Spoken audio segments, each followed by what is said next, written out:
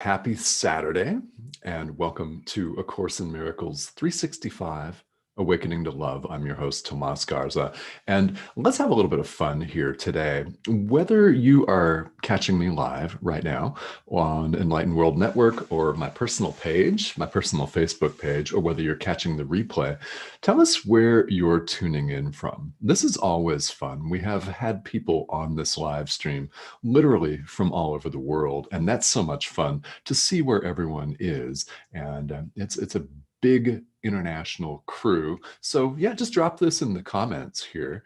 Let me know where you're tuning in from today. And I hope you're having a great weekend here. All right. So we're in a string of pretty impactful, that's the word I think I want to use, impactful lessons in the workbook for students here. And today, lesson 94 continues this theme. Now, you're watching this because there is a part of you that wants to reach for the truth of what we're going to talk about today. In fact, all of you wants to reach for it. We may just not be 100% consciously aware of that right now.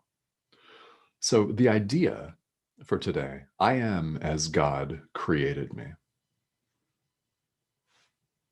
Just that. I am as God created me. Now, with all of these workbook lessons, we could simply state it and say nothing else and allow that to stand. Why? Because if we hold the idea for the day in our minds, it begins to permeate, doesn't it? It begins to get in and past our defenses that we've so carefully erected and so carefully struggle to preserve. Now it just goes right past them, like walking through a passing cloud, like walking through a fog bank. May look solid, it's not solid. No matter how much we want it to be solid, it's not solid at all. And just trust that as much as you can today. I am as God created me. You are as God created you. We all are as God created us. Or period, mic drop. Yeah. But let's say some more, shall we? Because, well, that's what a live stream is for, is to elaborate on things and share our experiences with one another. So the workbook also goes on, as it does every day, to give some explanation. Yeah. So let's talk about this idea, which is very, very simple. Now, there are a couple of different things that I want to call special attention to today that are mentioned in the description. So if you don't own a copy of the Course in Miracles, that's absolutely okay. You can find this information online. Just simply enter Workbook Lesson 94, A Course in Miracles, or ACIM for short, and it will bring up the day's idea plus all of the commentary that appears in the actual workbook. So a couple of different terms that I want to say some words about here today. And one of those is temptation. This is the idea. It's the one idea that, as the workbook says, brings complete salvation, which makes all forms of temptation powerless. I am as God created me. Makes all forms of temptation powerless. Okay, so what do we mean by temptation? All right, so this is, for a lot of us, a highly loaded concept. So let's unload, shall we?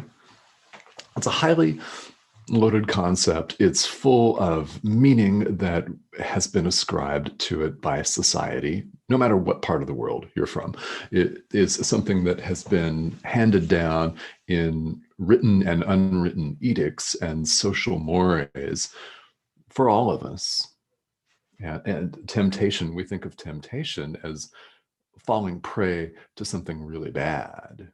Maybe it's alcohol or drugs. Maybe it's having hot sex with a gorgeous stranger, right? Maybe it is eating a pint of ice cream. I don't know. whatever temptation looks like for you. We have an idea in the world, and more importantly, we have a feeling that is associated with that, with temptation. So with A Course in Miracles, we're not talking about temptation in the sense of eating a bag of chips or doing drugs, having a drink of tequila, right? Sex with that hot stranger. That's not the form of temptation that we're talking about here in A Course in Miracles. We're talking about temptation as the temptation to see ourselves as separate.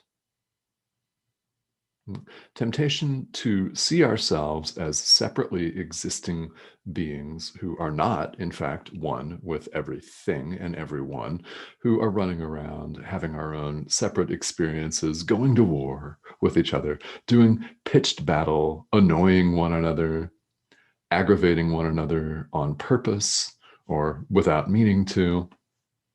Yeah, just getting in each other's way and getting in our own way at the same time, because it's the same thing.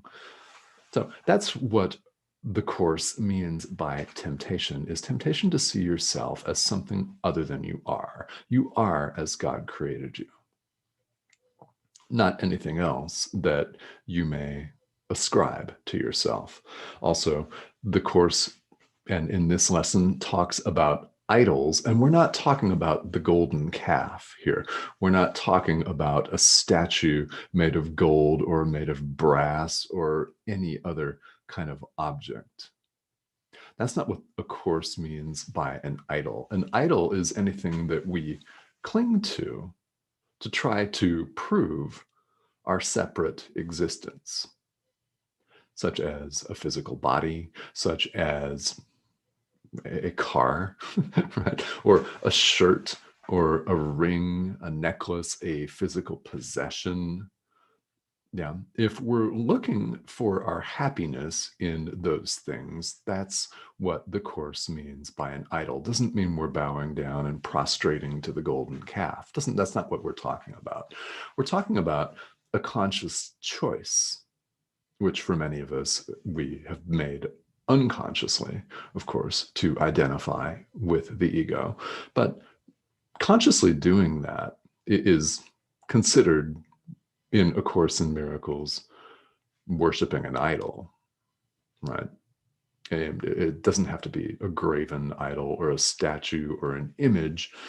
It's something that pulls us away from the truth, the present moment truth of who we really are. We are as God created us. So in chasing after idols, we're looking for happiness in a shirt or a painting, a new car, right? A new relationship, an existing relationship. We're looking for happiness and fulfillment, yeah, purpose, satisfaction anywhere outside of ourselves. That's what happens when we identify with the ego, which we have done from beginningless time. Here we are, waking up to that, becoming aware of it. So these lessons fulfill a couple of different functions. Number one, it makes us aware of the problem, right? One of the ideas in the workbook is, let me be aware of the problem so it can be solved. It sounds obvious, but it's true, isn't it? If we're not aware of our dilemma, how can we possibly expect ourselves to solve it? We can't. And if we're not aware of it, we don't know that it's the issue. And on the next level, what do we then do about it? One of the things that I love about A Course in Miracles is it gives us something to do. Lesson 94. This idea gives us suggestions for practice, where we simply spend a few minutes sitting, repeating the idea for the day, which is, I am as God created me, and then falling silent and attempting to reach and access that peace. What does this look like? It means waiting for the answer, which will be given because you are asking. Is that going to be right away this morning, as soon as you finish watching this live stream? Maybe not, but maybe. Know that it will come. There's a tremendous amount of relief and trust in these ideas. And the more that you decide to commit to putting them into practice, the more you will get out of A Course in Miracles. Right? Same as anything else that you put your mind to.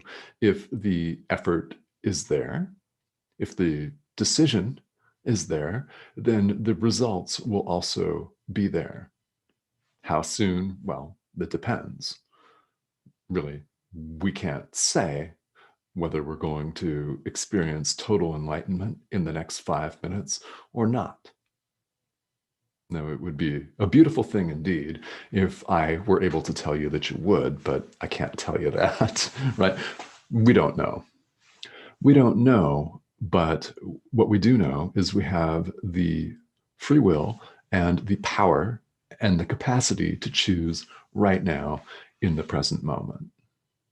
That's all, by the way, that we have. And it's all we need because it's ultimate power. Ultimate power doesn't come from the new car, the hot new lover, a new shirt, right? A new blouse, a new piece of jewelry. Nah, none of that. It's internal, it's innate to us. We are as God created us. Period, mic drop. All right. So I think that's all I've got to say on this for the moment here. Let's see who's joining me here on the live stream. This is always so much fun for me. I love to see where everyone is joining us from. And by the way, if you have comments or questions, feel welcome to put them in this comment thread, and I'll see them right now. And as I bring this up, again, I thank you for all of your comments and all of the shares, all of the likes, the hearts, all of this. We're all so happy here on Enlightened World Network to know that we're reaching such a diverse and worldwide audience. So thank you again for tuning in here. All right. And if you have questions and you're catching this on the replay, definitely please feel free to type into the comments here. And this live stream is daily. It occurs every day. And I will be back here on Monday, actually. Tomorrow, I won't be joining you. Tomorrow, Sunday, here in North America. And I'll be out hiking with my wife, Cindy, in the mountains of Arizona. So it should be a lot of fun. Now, when I join you here again on Monday, we'll continue in the workbook for students. And if you're just catching this for the first time, these ideas apply to everyone from every spiritual tradition. The Course in Miracles makes it very clear that these ideas are not a religion in themselves. They are designed to present universal spirituality, some basic truths that are common to all traditions, no matter what. So whether this is your sole practice or not doesn't make any difference. This can be used to augment a current practice, to enhance your understanding, and to really brighten your way. It's a lot of fun to do it that way, and plenty of people do. All right, so I will be back here on Monday for you, and thank you so much for tuning in. Everybody have a